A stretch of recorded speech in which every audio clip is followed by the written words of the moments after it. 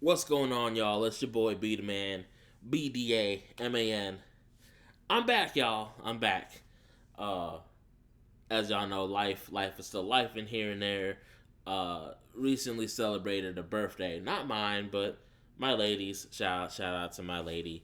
She turned 31 the other day, so we're celebrating. But we're back. We're back with some new content. This time, predictions for tomorrow's or whenever you're watching tomorrow slash today Saturday night main event happening tomorrow, May 24th of 2025. So we've got an interesting card. These Saturday night main events, they usually don't run long. Kind of follows with the Triple H kind of formula of 5 matches. So on the card, we've got, and this one actually just recently got added, as in at the time of filming this, literally during SmackDown.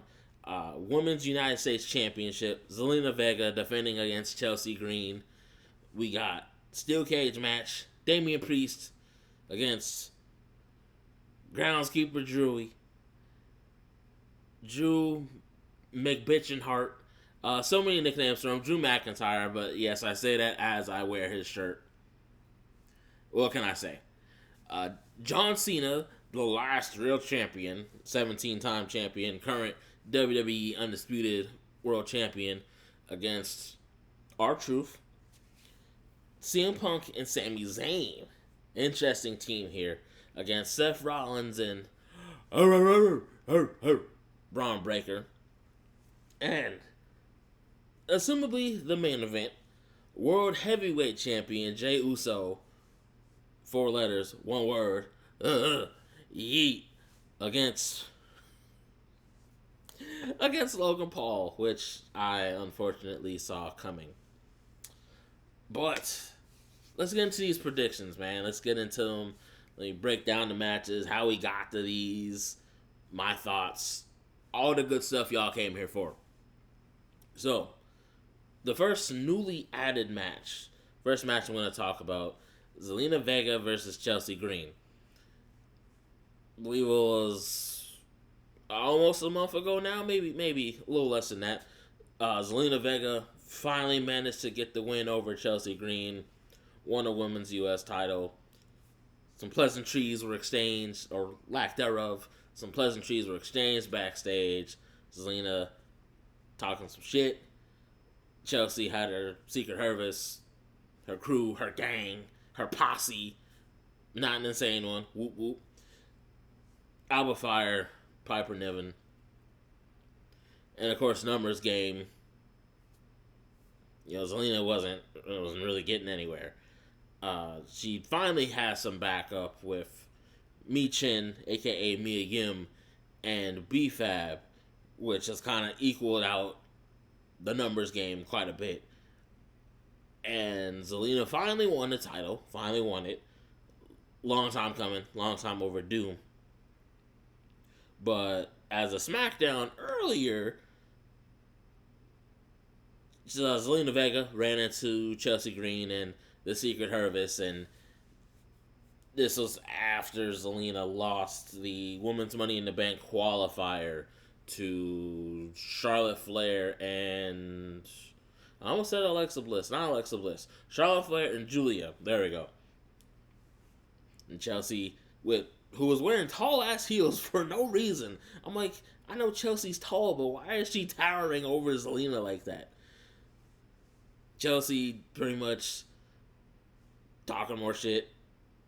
Saying, didn't get money in the bank, and yet you're champion, and you have my title, and Zelina, she's from New York. She wasn't playing that shit. Boom! Elbow to the face. Alba held Zelina back. Piper held Chelsea back. And then Piper ran up and socked Zelina. And that's when we had Mi Chin and B-Fab come in to even the numbers. Add that on top of Zelina stopping Chelsea from interfering in the match on SmackDown. Was a Secret Service, Piper and Alba against Me, Chin, and B-Fab. Add that on top of Zelina interfering to stop that. That's why we got the match we now have at Saturday night's main event, Zelina Vega versus Chelsea Green, which the first Saturday night main event that they brought back in this current era, that is where we got Chelsea Green winning the newly designed Women's United States Championship in the first place. So, prediction-wise, I'd like to say that it's way too early for Zelina to lose. You know, she just got it.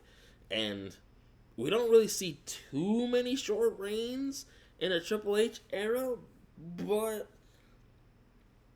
with Zelina's, I guess, history within the WWE, I am a little bit nervous that it's going to be a short run.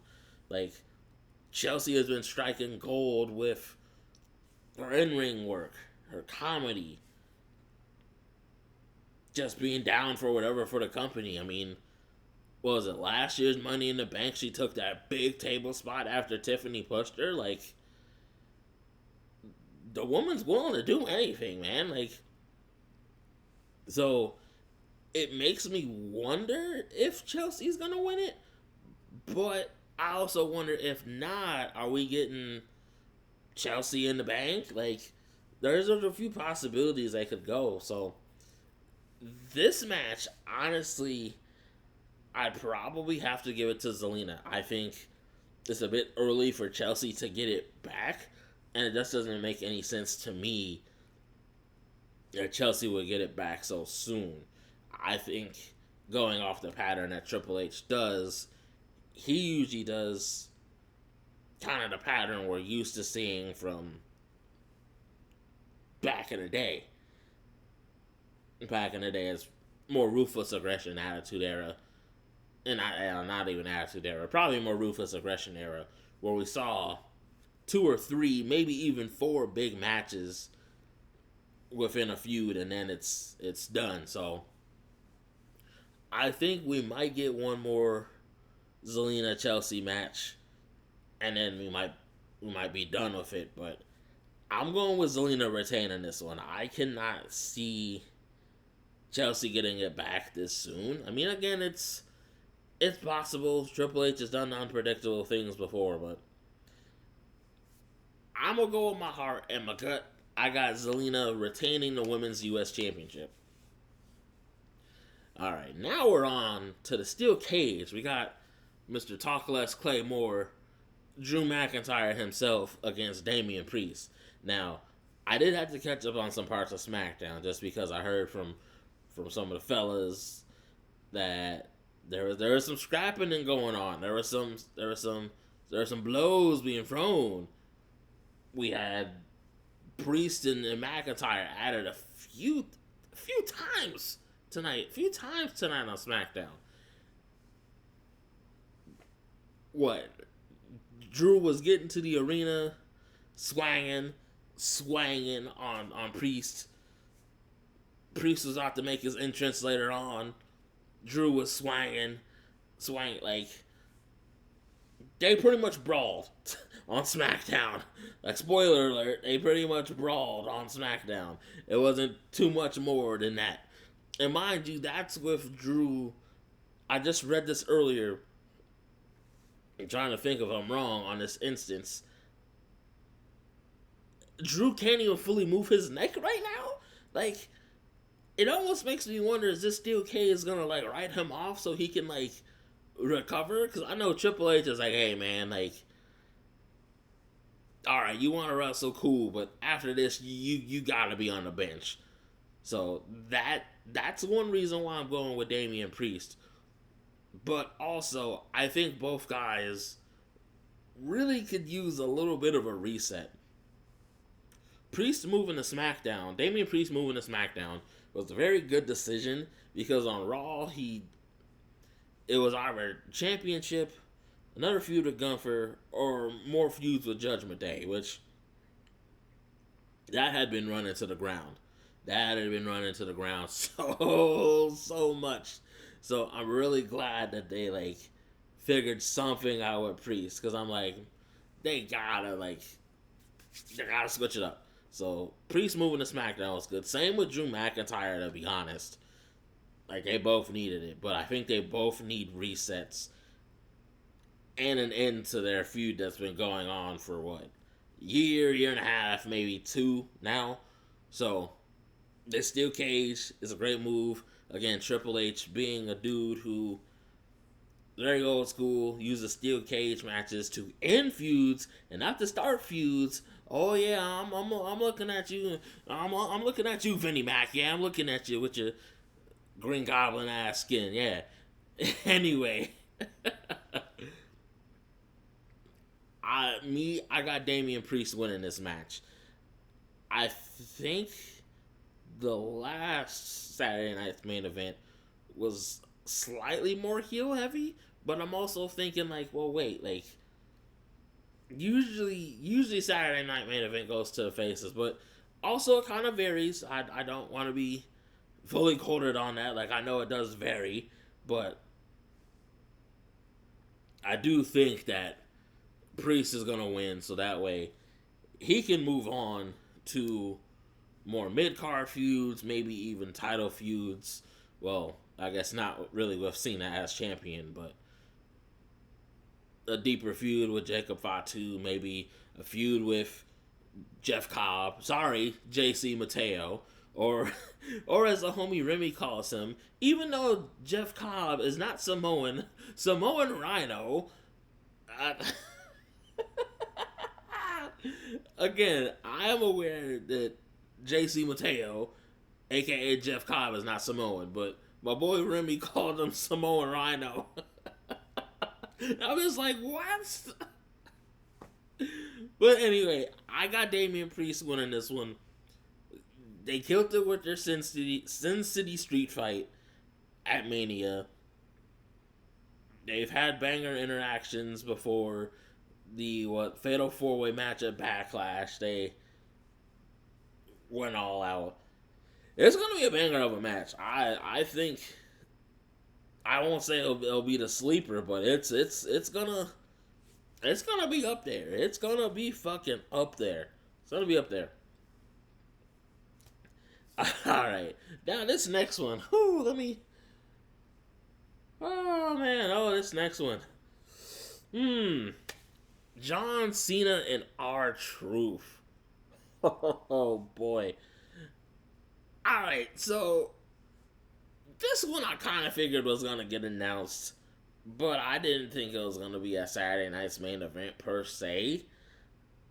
But when you do the AAFU, whatever you want to call it, when you do the attitude adjustment to R-Truth through a table at a press conference, then yeah, ideally it should lead to a match. Previous WWE management wouldn't have did that. It would have just been done. Probably more of a squash match. I don't think this will be that, but I got more. I got a little bit more for that in a second. So, in recent years, they've been doing this thing where R-Truth, in comedic fashion, of course, because Truth is like at least 10 years older than John Cena. I'm embellishing that a little bit, but the age difference is, of course, there. R-Truth has been calling John Cena his childhood hero, this and that. Alright, they've been running that for a while, right? R-Truth, if you remember watching me during the Backlash stream, I was not happy about this. This motherfucker, R-Truth, just happens to come out, tries to help John Cena, and eats an RKO for his trouble. I'm like, Truth, this is not the time. Love you, but no, this is not the time. And I'm just thinking like, no, they're gonna, no. I had a strong hunch all around. I'm like, this is not gonna be good. Like, whether it's Randy wanting a match with him, Cena wanting something, like, not gonna be good. Now, when they said Cena was gonna pop up at the press conference, I'm like, oh, what? He's gonna talk now? Like, he was shooing him off when he won the title at Mania, but all of a sudden he wanted to talk briefly, but then R-Truth tried to speak his piece, and that's how we got the attitude adjustment through the table, and that's pretty much how we got here. Truth, even though he had some goofiness within his promo on SmackDown, he did have like a few serious bars. I hate that the crowd hit the what chants on him. That pissed me off. But I think this match is solely a vehicle for Cena to start to see more of the light of, I shouldn't have sold my soul. I shouldn't have turned on the fans. All the things you would think of, right? I have no other guess than Cena winning. Like, that's what I see. The only thing I'm not sure of on, though, I mean, I have a guess, but I think Cena might put the beats bad on R-Truth, the beating, the jumping, the what have you. And either Randy Orton's going to come down there and save R-Truth, kind of doubting that, or we get Cody Rhodes coming back. We get Cody Rhodes coming back for the summer. It's one of the two. But I'm leaning towards Cody coming back, especially on a Saturday night's main event. They're in Tampa. Yeah, they're, or not Tampa, but some city in Florida. I know they're doing a big Tampa run right now. But that's the only thing I can't quite nail is we getting Cody coming back, Randy coming back, someone else coming back to, like, stop, like, what's going to happen, like, so that's the only thing where I'm like, But Cena's, I'm not going to say he's going to dog walk Truth. I think he's going to, I guess kayfabe aside, I think Cena is really going to let Truth have his moment and, like, actually show people and remind people that you put the jokes and shit aside, Ron and Truth Killings can go. Those of us who have been watching wrestling for years and years and years, we already know a deal about R-Truth. We know the TNA run. We know Ron and Truth Killings. Hell, Real Ones know Kate Quick when he was with Road Dogg talking about, oh, you didn't know, you better call somebody. The DOWG and Kate Quick getting rowdy. You know, Real Ones already know about that. But I think in a big way, this is Cena's way of, all right, retirement run. Hey, let me work with Truth. Let me do something with him. Let me help remind the people that, you know, there's jokes and shit. Truth jokes, comedy, 24/7 champion, all that. But I think we might get some Ron the Truth Killings on Saturday. I sure as hell hope so, at least to some degree. I hope so, but I'm gonna keep that expectation a little small. But I got Cena winning that one.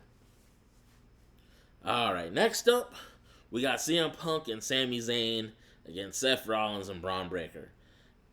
Now, this one's pretty much been brewing since the night after WrestleMania. Seth Rollins making the alignment of Mania history. Seth tried to say, he who shall not be named, and Vince and Stone Cold holding my beer, and he's with Paul Heyman now. Now, it's not so much Seth Rollins and Bron Breakker. That team doesn't even faze me, like, in terms of, like, being together. I honestly think that's dope. I think that's good for Bron Breakker to be with Paul Heyman. I think for now it's good that Seth and Paul are together, but Seth is one of those people who is still getting cheered, and hell, he's still doing the same taunts he was just doing, the same dancing in the entrance, the same saying my name. Like, he's still doing the same stuff he was just doing, but he's, like, heel-coded, but he's still dapping people up and that. So, that's a bit confusing. But this team of Punk and Sami Zayn is but isn't as confusing. So, obviously CM Punk and Seth Rollins they've had beef for a minute. Real life beef, wrestling beef. Sometimes it's one and the same. Sometimes it's just one and the same. Throwing Sami Zayn in the mix is solely because Seth was like, hey, like, you pretty much either get on board or not. We're going to whoop you up if you don't. Like, Seth tried to send Sami to SmackDown, which, as I stated in my Backlash predictions, and as I stated, I think in the Raw after, whichever I did, I would have took the offer. I'm sorry. Like, let me get a shot at Jacob Fatu. You know what I mean? Like, let me get a shot at some tag gold. Let me find a partner. Let me try to go up against the last real champ. You know, like, yeah, cool. Peace out. But Sami's an honorable man, and as an honorable man myself, I respect that. What I am questioning, though, again, this makes sense because Punk and Zayn have common enemies. Bron Breakker, who's been tearing Sami up with Seth Rollins and without Seth Rollins. Seth Rollins has been tearing Sami up without Punk to a degree. They were obviously friends. Then they weren't because Sami got in Seth's way. But what I'm questioning is Punk and Sami, because just like Punk and KO, Punk and Kevin Owens as in KO, Punk and Sami Zayn, from what I know, at least real life wise, don't have the best history. Now, wrestling wise, I know storyline wise, you know, they teamed up for War Games. Punk's kind of looked out for him in recent history, but like I told the crew, and like I'm just thinking, I don't like the looks of this for CM Punk. As of right now, and I'm not even really confident in saying this, but I can't see Bron Breakker taking an L. I can't see Seth Rollins taking an L. I got Seth Rollins and Bron Breakker winning this. I think either they're going to get Punk out of the way and just demolish Sami, or Sami's turning on CM Punk, which, well, Kevin Owens will be at the crib smiling about that one. When this match got announced, I was worried. I was like, oh no. I was like, this is not going to be good.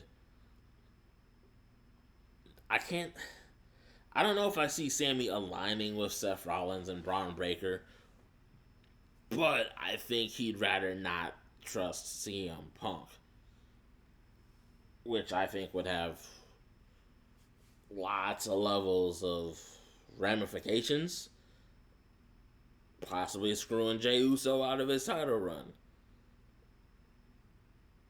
There's other factors. I mean,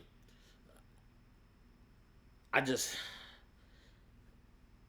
don't know the desire I personally have to see a Punk and Sami Zayn feud. I mean, I guess it would move CM Punk away from Sami Zayn. Sorry, not Sami Zayn. It would move him away from Seth Rollins. But I feel like Triple H is going to try to squeeze the juice out of that Punk Rollins feud just a little bit more. Just a little bit more. So as right now, I'm sticking with Seth Rollins and Bron Breakker. The odds of CM Punk and Sami Zayn winning, the only way I could see that happening, there's only one way, and legit one way. Y'all see what I'm throwing up? The one. There's only one way, one person that would possibly make me think that Seth Rollins and Bron Breakker would lose. A returning Roman Reigns. I know he got announced for the new Street Fighter movie. A bunch of folk in that. Jason Momoa, Spider-Man point meme. Jason Momoa, Roman Reigns. Well, I think that's the only way that I could see Punk and Zayn winning, is if Sami got taken out somehow. Seth Rollins, Bron Breakker, they all on them like hyenas. We hear that, doom, doom, doom, oh, doom, doom, doom, oh. Or I guess the intro cut version just to cut on time, but it'd be a hell of a way for Saturday night's main event to go down. Like if it goes based on some of my predictions, a possible returning Cody Rhodes, a possibly returning Roman Reigns. All of a sudden, things like that happen and make Saturday night's main events, future Saturday night's main events, must see. So that's like a sliver of a possibility I have at the moment, is that Roman Reigns could come back in some capacity, screw over Seth and Bron, but I think we've got some time before that happens. So, as of now, I got Seth and Bron winning against CM Punk and Sami Zayn. And now, the main event. The match that I really don't think should be happening, but it's happening. It is what it is. World Heavyweight Champion, Jey Uso, 4 letters, 1 word, yeet, against Logan Paul. I could go on a Logan Paul rant. I won't. That would make the video considerably longer. There should be no reason that Jey Uso loses this. The way Raw has been ending, whether it's them not showing the ending because of Netflix time constraints or whatever. How many times we gotta see Logan Paul sneak a dude out with the right hand or whatever hand he uses? How many times do we have to see that? Like, again, I could go on a big Logan Paul rant. Listen, to me, him cutting promos is just him being a natural dick. I'm sorry. Like, that's nothing special to me. That's a good sis fight Tia would say. That doesn't move me. That doesn't make me hate him more, I guess, but dude's just a natural dick. Him and his brother. Like, there's some article I read the other day of some quote. Logan Paul was saying, "Oh, Logan Paul hating WWE is forced." Like, what? Like, dog, what are you talking about? Like, people hate you because you're a dick. You're a douche. Like, that's just what the fuck it is. Like, I cannot see Logan Paul winning. Especially when he'd face Gunther and get whooped. Like, I can see that without a title match. Like, the fact that Gunther gave props to Pat McAfee over Logan Paul, hey, I enjoy that. Gunther running down Logan Paul was chef's kiss to me. I will say, to my boy Thornton's point, I love seeing more people actually want to have matches for the title and not like other things. Like, Jey Uso's got Logan Paul on his back, Gunther on his back, Seth Rollins on his back. Bron Breakker's more of a big ass lapdog, but people want Jay's title. Just like I thought with the Seth Rollins match. Still too soon for Jay to lose. I hate that they're even entertaining Logan Paul as world champion. I can't tell you the grave mistake that it would be if they in the Saturday night's main event and Logan Paul was champion.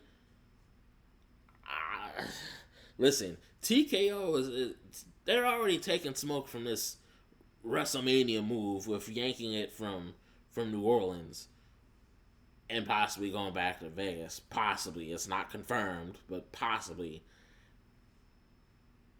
I don't think they want the smoke of putting the World Heavyweight Championship on Logan Paul. Now, again, business, I get it, all that. But even non-storyline purposes, it's not smart. Storyline purposes, it doesn't make sense to have Logan win, especially when it looks like it's going to be Logan Paul and Gunther at some point, ideally. So yeah, 4 letters, 1 word. Yeet. I'm sorry I don't have a more insightful prediction for you guys. Logan Paul pretty much came in doing Logan Paul things, trying to talk shit to Jay, but Logan Paul keeps ending the shows with the sucker punch and all that, and it's like we've seen that so much from Logan Paul. Like, give us something more. Like, we've already reached that point pretty quick with Logan Paul, but like, whether it was a match with Roman, the match with Miz, the match with Seth, the match with Ray, the match with LA Knight, yeah. You know, the few people he's faced one-on-one. The match with Ricochet. Like, alright, we've kind of seen some of the usual stuff. We get it. You can move in the ring. You're talented. I'll say that. I still don't fucking like the guy. But there's no goddamn reason why Logan Paul should win. None. If he wins, alright. Fuck it. Like, alright. But he should not win on Saturday. And I'm sticking with Jay. That's my pick right there. Sticking with Jey Uso to win. So, quick rundown. I got Zelina Vega retaining her Women's United States Championship against Chelsea Green. Y'all forgive me for that later. Steel cage match. I got Priest whooping up on McIntyre, sending McIntyre on his way to recover from the neck stuff. Cena winning against Truth, our Truth. He's a champion. Why would he not win? Seth Rollins and Bron Breakker. I got them winning against CM Punk and Sami Zayn. And I got Jey Uso beating Logan Paul. Saturday night's main events cards are usually fairly predictable. There are some twists and turns some years. Even back in the Ruthless Aggression era when they brought it back. There are some twists and turns, but usually it's predictable. It's not quite a PLE pay-per-view. More like a TV special, so it's like somewhere like in the middle of like standard weekly TV show and PLE. So again, aside from maybe some possible returns, I don't see anything major happening. Well, aside from maybe John Cena seeing more of the light, and possibly Sami Zayn turning, but I don't know. We'll see if that even happens. I don't know. But the last show before the following weekend is Worlds Collide.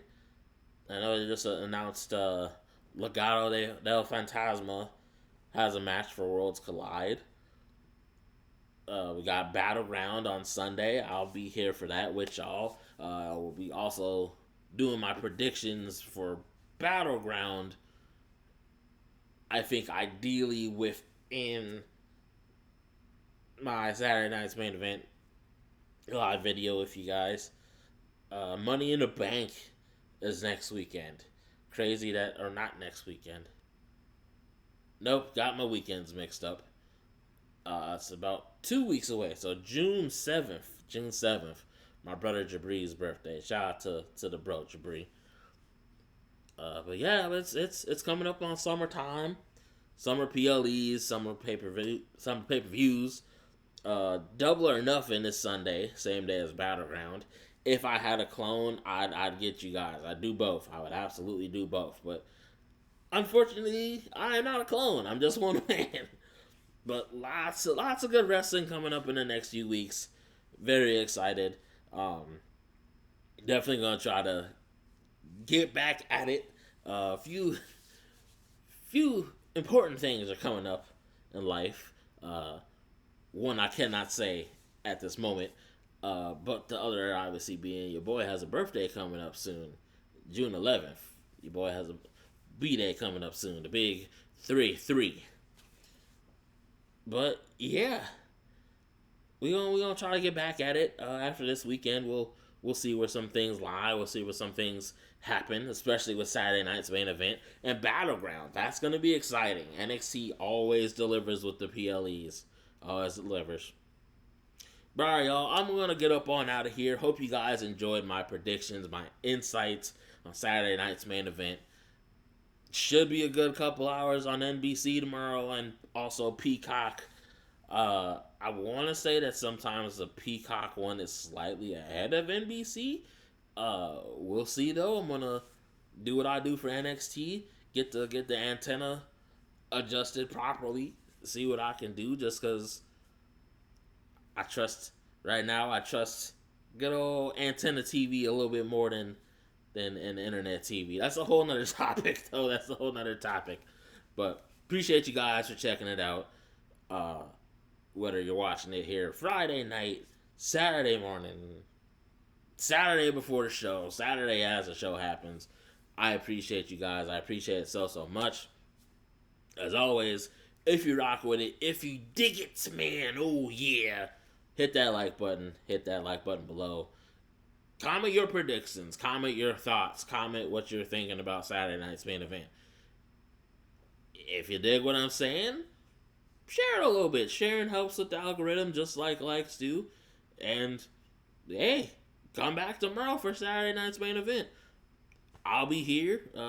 I figure out what shirt I'm rocking. I might just wear a generic sweatshirt. Might bust out the Wolfpack in honor of the late, great Big Bro BDaMan. Or the DX shirt. Got a couple options here. But yeah, appreciate you guys so much. Keep on tuning in. I don't know if I said it, but subscribe if you dig it, or tell a friend to tell a friend to tell a friend.